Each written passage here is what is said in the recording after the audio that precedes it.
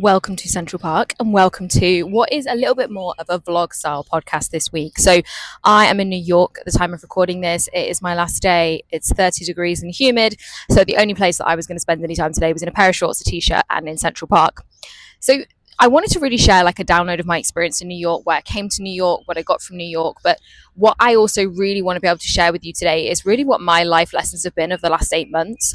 I truly believe that we should never share from the wound, and that actually what we want to do is be going through our wounds and our darkness and our hard things in our own time, in our own space, doing our own thing, taking care of ourselves, holding space for ourselves in therapy or with the right practitioner.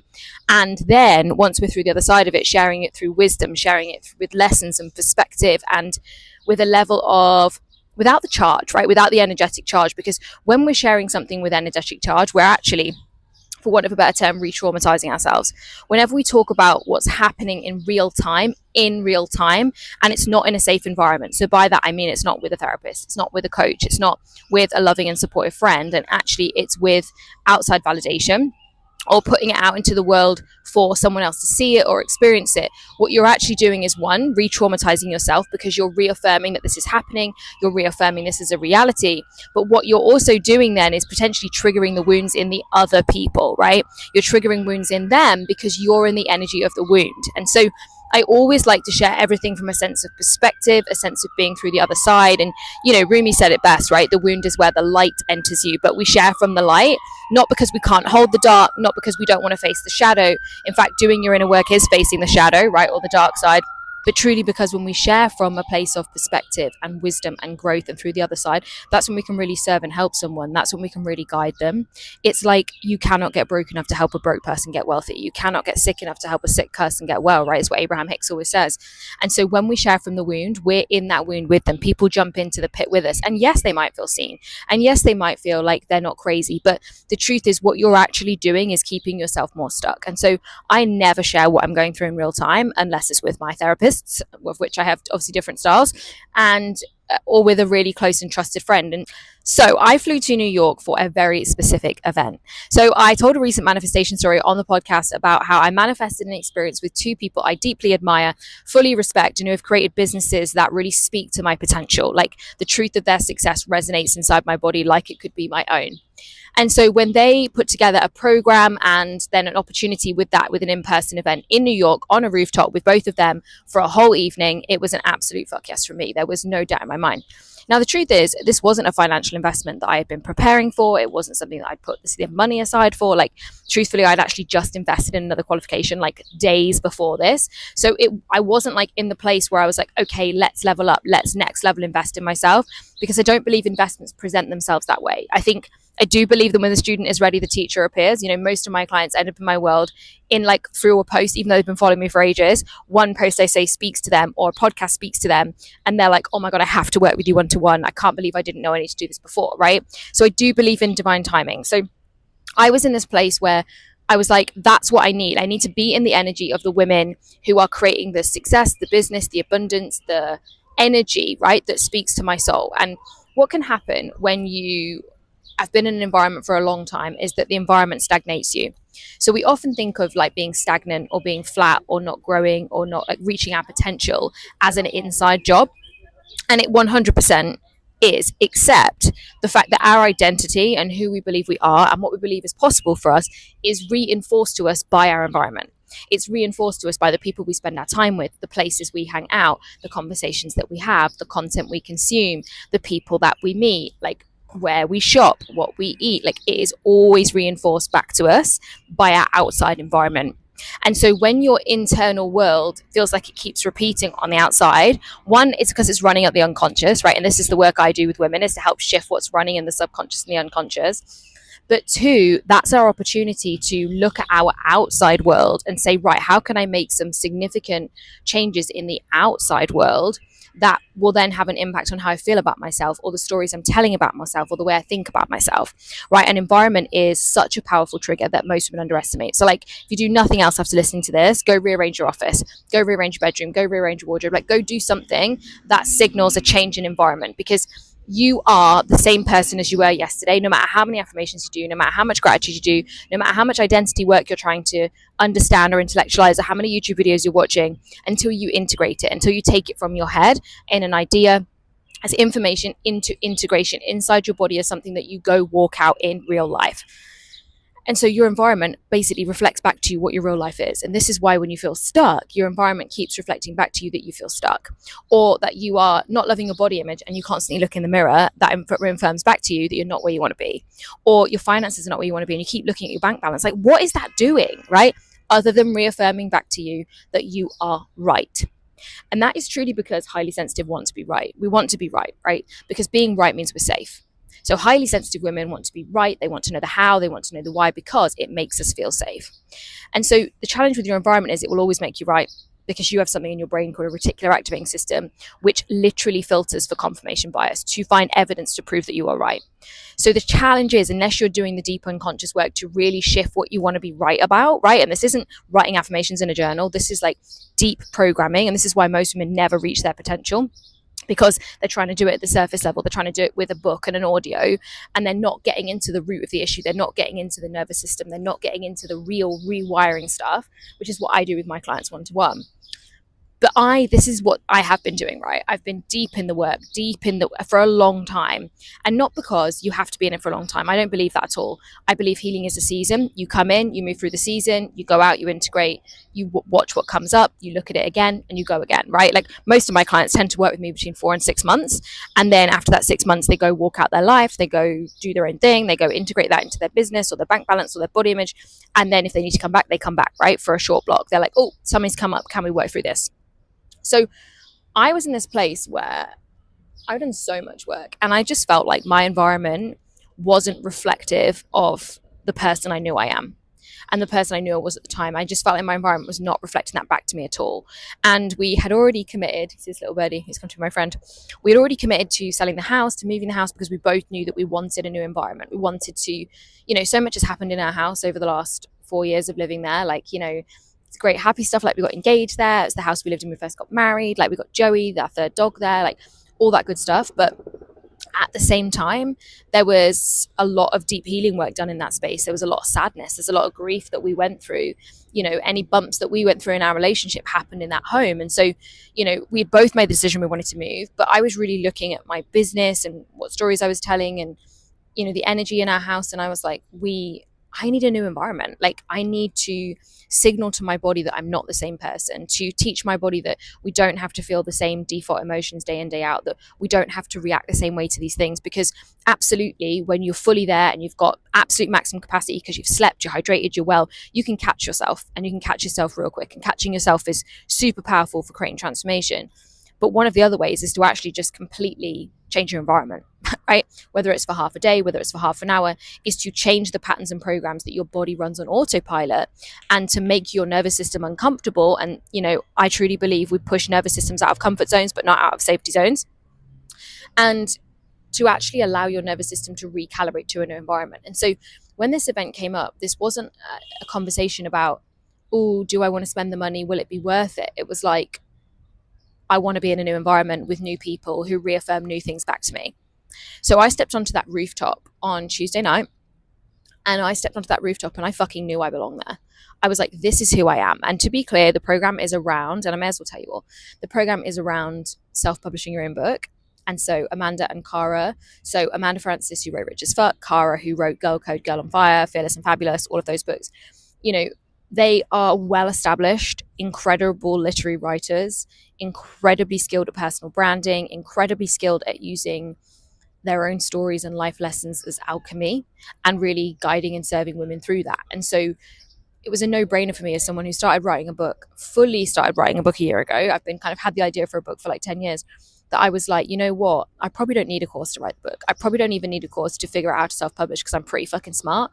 But I want that experience, and it comes with this program. So here we go.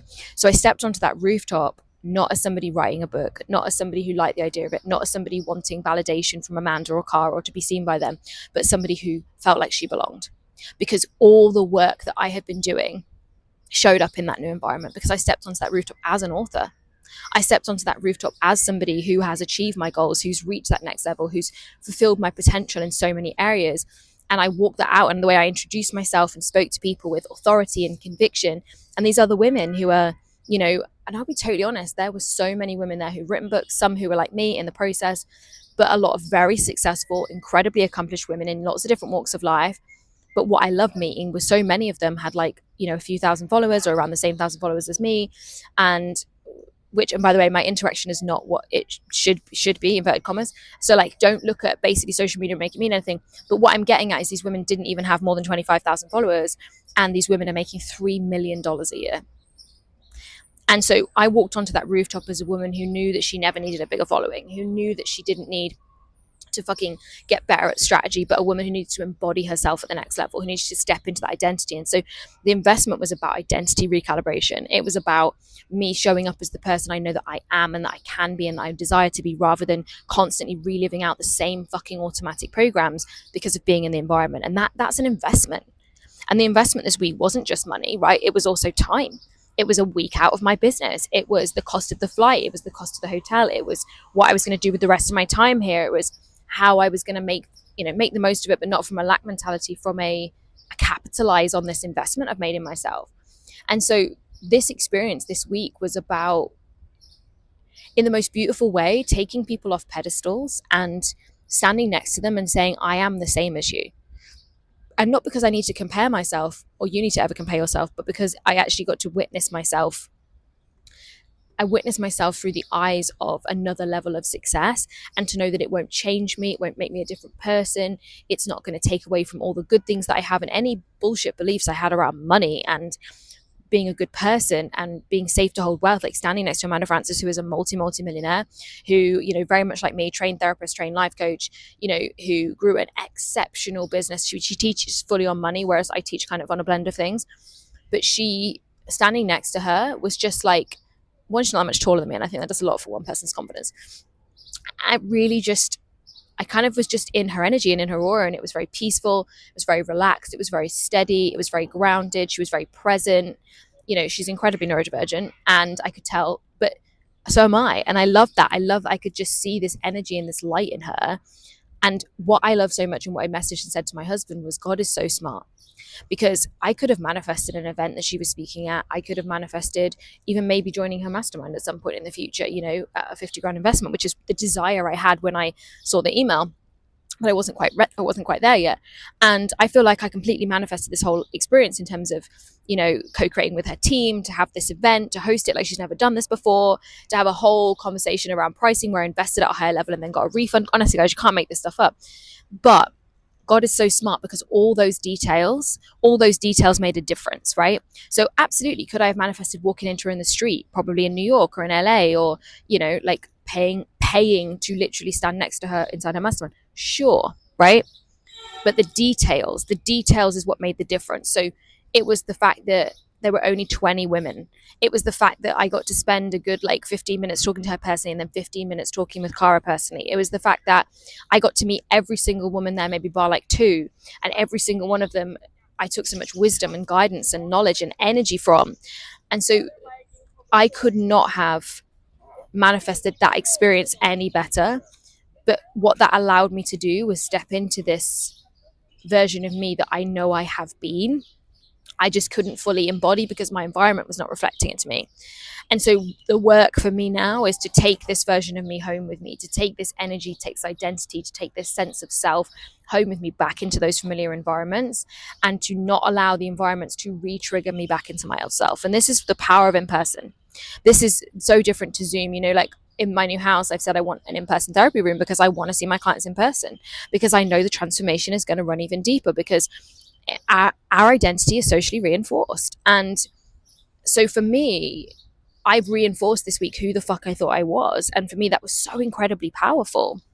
And so, this is why in-person events are so game changing. And if you it's tricky because I don't want to say if you aren't doing them, then you're doing something wrong, because that's not it. But I think we underestimate the impact of them because of inconvenience, And do you know what? It's interesting. When they found out I'd flown all the way from the UK, they were like, oh my gosh, that's incredible. But, there were women there that have flown in from Atlanta, flown in from Florida, right? Which is like 3+ hours on a flight, right, in America. And there are sometimes in the UK, we won't go to something because it's 2 hours on the train, or we won't drive to something because it's 4 hours in the car.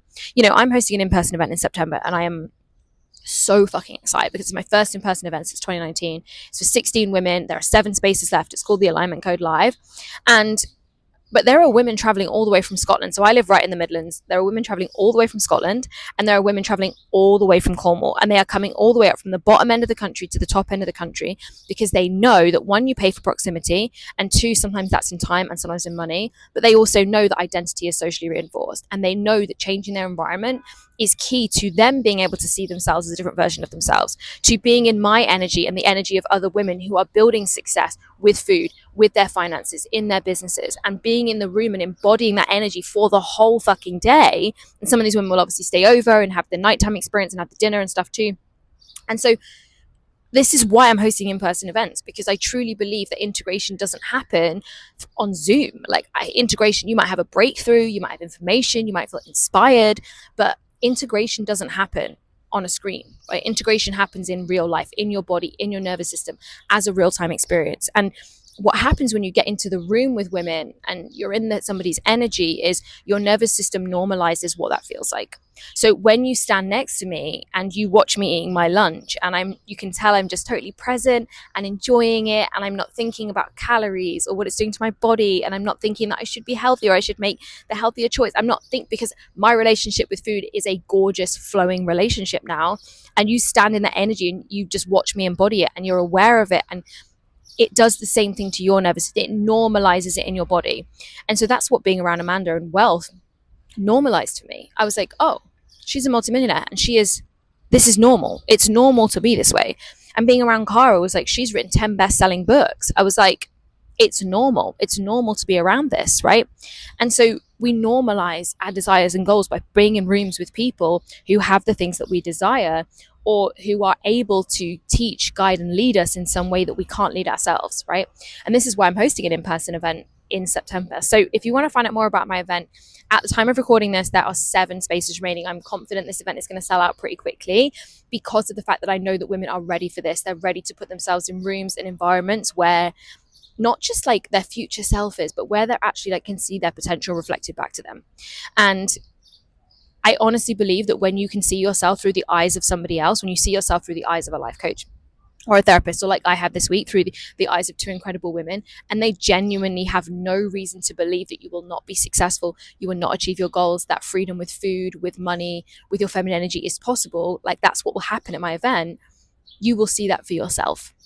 And that's why I'm so committed to bringing them back. But this will be my only in-person event in 2026. So if you want to join me, like I said, at the time of recording, there are only 7 spaces left. I will link the event in the show notes. There is also the option to add an in-person therapy session with me on either the Friday night or the Sunday. Now, this is going to be a 90-minute session where we dive into a blend of somatic and root cause therapy techniques, where we work together like a breakthrough session. So whether you are an existing client with me who has existing programming, this would be extra. We couldn't use any of your existing time for that. But if you are new, and even if you've never done a session with me before, these are available to you. So you can see them as an add-on in the shop when you look at the details below for the event. So if you have any questions, you can reach out to me on email, lucy@lucysuperfox.com.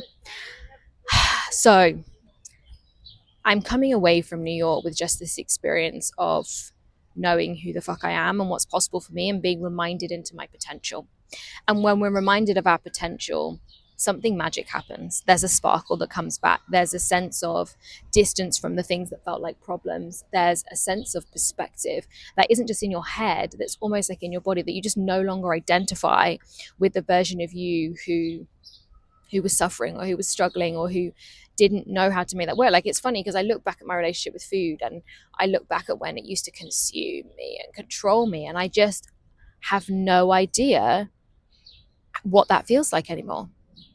Obviously I do, because I remember, but I cannot pull that feeling into my body, and I wouldn't want to, because if I pull that feeling into my body, I'm going to embody it, right? And this is why I'm saying your environment, when it's reflecting back to you the same things, you're embodying the same things and you're ending up in the same place. And this is why changing your environment, something like attending an in-person event, can make the biggest, most significant difference in your nervous system calibration. And that's exactly what I'm going to be doing with my clients and with the guests and attendees that come to the Alignment Code Live in September. So if you want to get the details of the event, you can find them in the show notes below. Now, because I've waffled on for 20 minutes, I'm going to break down my life lessons of 2026 and the deep work that I have been working on personally in the very next episode. So don't forget to stay tuned, like, subscribe, leave me a comment if this episode resonated, and I cannot wait to see your gorgeous faces at the Alignment Code Live in September.